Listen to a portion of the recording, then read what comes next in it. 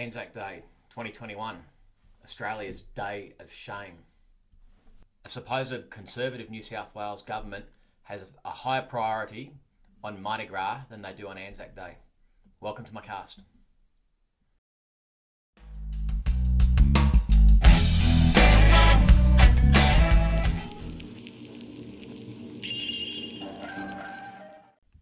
Well, I never thought I'd be talking publicly about anything like this in Australia. We know that we have left-leaning councils and some extremely left-leaning state governments, Western Australia and Victoria, and to a lesser extent the Queensland government. But New South Wales, a supposedly conservative government, has decided this year in 2021 to focus more and to give more entitlement to people that are supporting the Mardi Gras than they are to ANZAC Day. And we'll just go through some numbers on this. So we're going to the events page for the Sydney Gay and Lesbian Mardi Gras. There's 5,000 paraders are being allocated the ability to turn up and parade through the Sydney cricket ground. So that's, they're saying it's over 100 LGBTIQ or whatever it is, people from the community. Now firstly, let's just break down the that group. Gay and lesbian, no problems with whatsoever. Love who you love. Love is love. Whatever. Don't care. Your business. None of my business.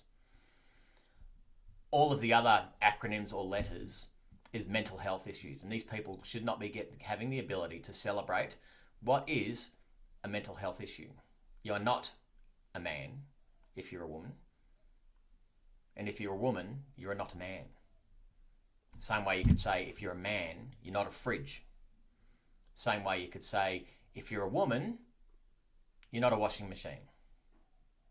It's mental health and it should be dealt with as such. Enough on that. It's only part of the story today. So they're saying that for the Mardi Gras, they're going to move away from the traditional inspiration, and they're not going to be doing floats and things like that. It's going to be focused more on costumes and design and all that sort of stuff. And, you know, more power to them. Whatever. Doesn't bother me. I don't watch it. Never have watched it. Don't care. There's really none of my business. But it is my business when we have a conservative government who's allowing 5,000 people to parade from over 100 of the acronymous groups. And they're also allowing a full stadium in compliance with COVID to attend to watch, which again is fine. But let's contrast this to the Sydney focus on ANZAC Day. So for one of the most prestigious ANZAC Day events in our history is the Sydney CBD. This year, the march is limited to 500 veterans. And these veterans have to go into a ballot to earn their place to walk. It's ridiculous. People that have served their nation, or people that are related to people that have served their nation, that have lost them in conflicts, have to ballot to attend. But when you're part of the LGBTIQ or whatever it is community, 5,000 people can attend, and that's okay. And you can have a full stadium to watch it. Full stadium in accordance with the COVID restrictions, which is still a lot of people. The narrative that they're using for people to watch any events in New South Wales to do with the to do with ANZAC Day, is to stay at home. It will be televised. Stay at home. So why are we not having the same narrative used to describe what's happening with the gay Mardi Gras? There's small communities, rural communities within New South Wales on their web pages have got it listed at the moment, no parade due to COVID restrictions, but it's being reviewed at their monthly meetings, I would assume, that they've posted up there. Why in rural communities when they don't have the issues that the city folk have with the spread of COVID, or the northern beaches of New South Wales in particular with the spread of COVID, why is this affecting people that live out in the country? Why do they have to not have a parade when they're probably only going to have a few hundred people attending these parades anyway? And overarching everything else, very limited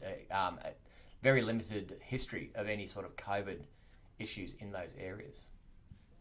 And they're still, in regards to dawn services, the New South Wales government is still recommending people avoid going into the public for their dawn services and to attend them at the end of their driveways. But it's okay for 5,000 participants and probably 25,000 spectators to attend the gay Mardi Gras, the gay and lesbian Mardi Gras, whatever it's called. Like I said before, no interest, not my business.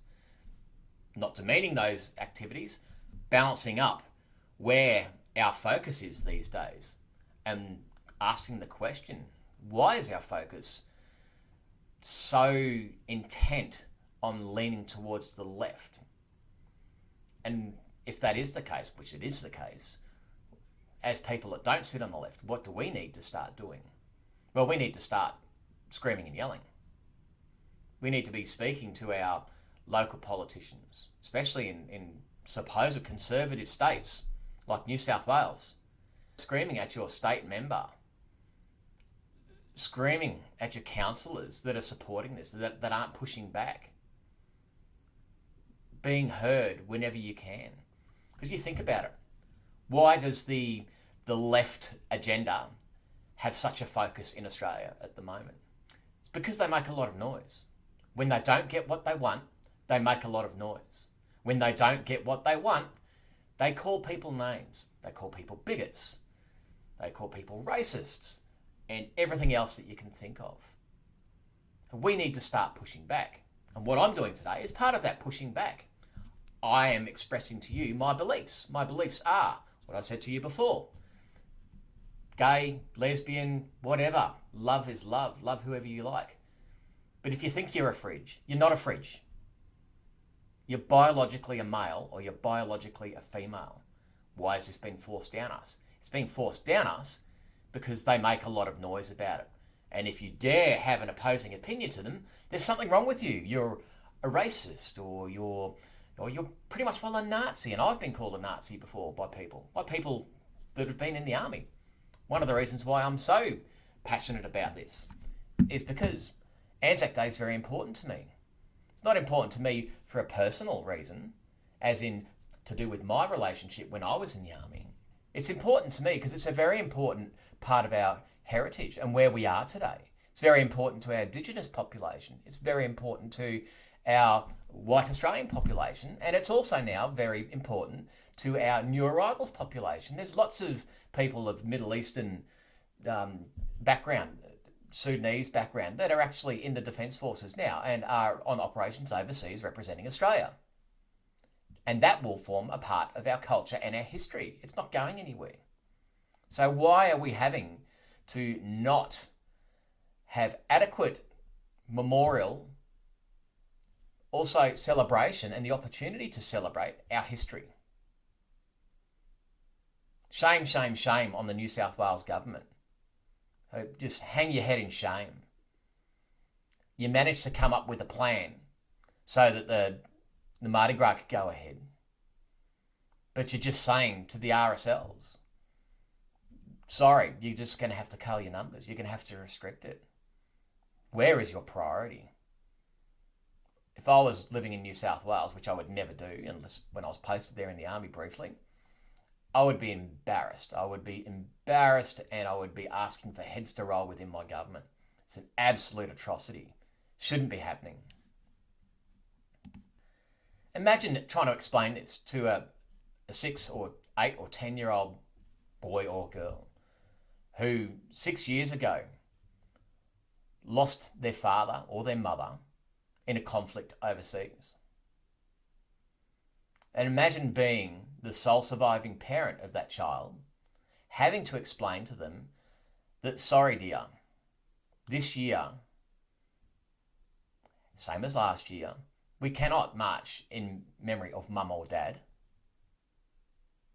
because of the dangers that are surrounding us with COVID. But then little Johnny or Jenny turns around and says, oh, yes, mum, but look,